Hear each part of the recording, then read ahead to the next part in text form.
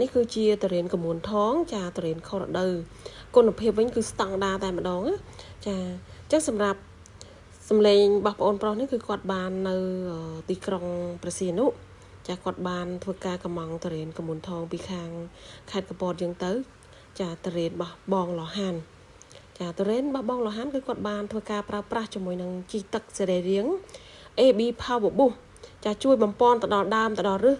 ជួយទៅដល់ផ្លែធ្វើឲ្យសាច់តរៀនរបស់យើងនឹងគឺមានរសជាតិឆ្ងាញ់ចាបង្កើនរសជាតិឆ្ងាញ់តែម្ដងពុកម៉ែបងប្អូនអរគ្នាចា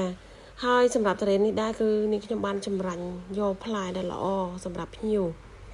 ឥឡូវគឺយើងបាន feedback ពីភ្ញៀវមកវិញហើយ这肉可真肥呀5房居然开出了5房សាច់ដល់កបងអានេះអាទី1ល្អសាច់ឡើងប៉ុណ្ណាណៃឡើងណែនខុសពីតូចមែនតើបងមើលសាច់ប៉ុណ្ណាណៃសបកស្ដើងគឺនេះខ្ញុំសប្បាយចិត្តមែនតើ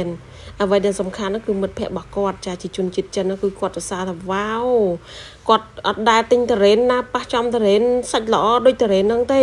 សាច់ល្អមែនតើហ្មងហើយរសជាតិវិញមិនបាញ់និយាយពុកម៉ែបងប្អូនអរគ្នា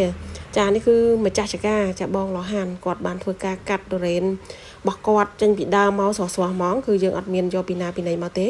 ចាតរ៉េនរបស់យើងនៅខេត្តកំពតទឹកឈូហ្នឹងពុកម៉ែបងប្អូន